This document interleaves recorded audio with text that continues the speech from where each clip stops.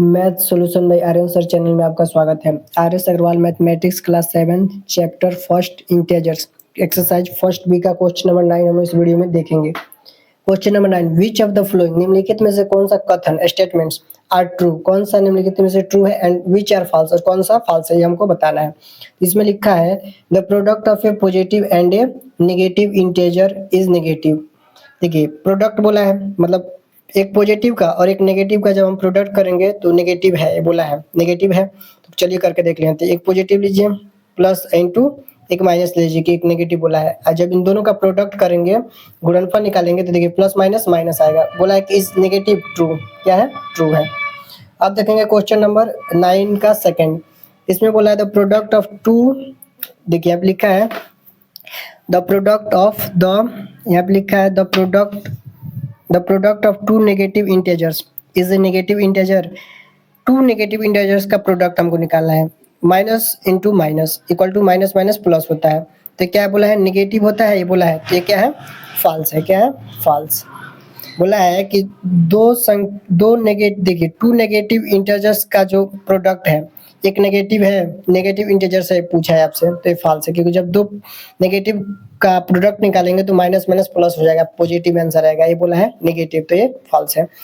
Question number 9 का third देखते हैं। यहाँ पे क्या दे रहा है the product of three negative का प्रोडक्ट करेंगे, ठीक है। तो माइनस माइनस प्लस, अब प्लस माइनस माइनस हो जाएगा, क्या हो जाएगा माइनस। तो बोला है नेगेटिव इंटीजर, तो बिल्कुल सही है, ट्रू है। क्या है ट्रू है।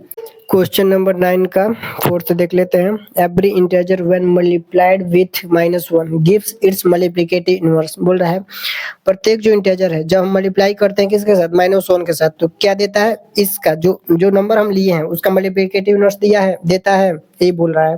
तो मान लीजिए अगर हम माइनस 5 लेते हैं, मान लीजिए क्या लेते हैं 5, कोई भी इंटीजर्स ले सकते हैं। मान लीजिए हम 5 लेते हैं तो 5 को मल्टीप्लाई करना पड़ेगा हमको किस में, -1 में। तो कितना आंसर आ जाएगा हमारा -5। लेकिन अगर हम देखें तो 5 का अगर हम निकालेंगे मल्टीप्लिकेटिव इनवर्स तो 1/5 आएगा। आना चाहिए 1/5, लेकिन आया है क्या -5। तो क्या है फॉल्स है, क्योंकि ये साफ साफ बोला था कि एवरी इंटीजर, प्रत्येक इंटीजर को जब हम -1 में मल्टीप्लाई करेंगे तो इसका जो आंसर आएगा मल्टीप्लिकेटिव इनवर्स आएगा उस संख्या का, उस नंबर का, उस इंटीजर का। तो देखिए 5 का मल्टीप्लिकेटिव इनवर्स 1/5 होता है, लेकिन आ कितना रहा है -1 से मल्टीप्लाई करने के बाद -5 आ रहा है। तो क्या है फॉल्स है।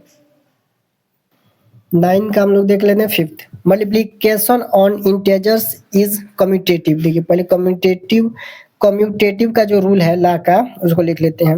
मल्टीप्लिकेशन बोला था a into B equal to b into A. ठीक है, कोई भी इसके जगह पे आप नंबर रख के चेक कर सकते हैं। मान लीजिए 2 और 3 ले लीजिए, तो यहाँ पे बदल दिया गया तो 3 इंटू 2 हो जाएगा। देखिए a into B equal to B into C, बस ये जो है इसको बदल दिया जाता है, क्रम को उल्टा कर दिया जाता है। तो a कितना आएगा 3 जा 6 आएगा, ये भी 3 2 जा 6 आएगा, दोनों बराबर है। तो ये बिल्कुल ट्रू है। मतलब क्या है multiplication on integers is commutative होता है, क्योंकि दोनों आप बराबर आ रहे, कोई भी रख सकते हैं आप, माइनस भी रख के चेक कर लीजिएगा, 0 भी रख के चेक कर सकते हैं। क्वेश्चन नंबर 9 का हम लोग देख लेते हैं। 9 का 6, multiplication on integers is associative. बोल रहा है कि मल्टीप्लिकेशन, इसका भी मैं फॉर्म लिखवा दे रहा हूँ। एसोसिएटिव ला का क्या होता है a into B into C equal to a into B into C. यहाँ पे ब्रैकेट इसमें देंगे और इसमें ब्रैकेट यहाँ पे देंगे, ठीक है। अब इसमें कोई भी नंबर आप लोग, जैसे मैं 5th को बताया उसे भी 6th को भी कर लेंगे। कोई भी यहाँ पे नंबर रख के चेक करेंगे, दोनों साइड बराबर आएगा तो ये फॉलो कर रहा है उसको, ठीक है। Multiplication on integers is associative, true हो जाएगा, ठीक है।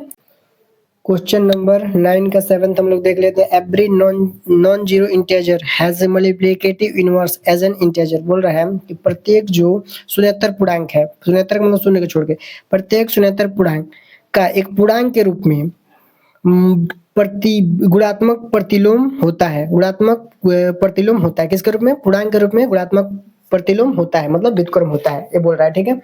तो सॉल्यूशन आपको मैं दे दूं। यहाँ पे बोल रहा है कि अगर मान लीजिए आपको मैं 5 बोल दे रहा हूँ, 5, ठीक है। तो 5 का आप बोलेंगे मल्टीप्लिकेटिव इनवर्स 1/5 होगा, ठीक है। क्योंकि साफ साफ हम पढ़े हैं कि 5 और जो हमारा ये जो आंसर आया है आंसर मतलब जो मल्टीप्लिकेटिव इनवर्स आया है, इन दोनों को जब मल्टीप्लाई करेंगे तो हमारा 1 आना चाहिए, ठीक है। तो अगर भी आपको अगर मल्टीप्लिकेटिव इनवर्स नहीं निकालना है तो देखिए बहुत ईजी है। अगर 2 का निकालना है तो 2/1 कर लीजिए, तो ये क्या हो जाएगा 2/1।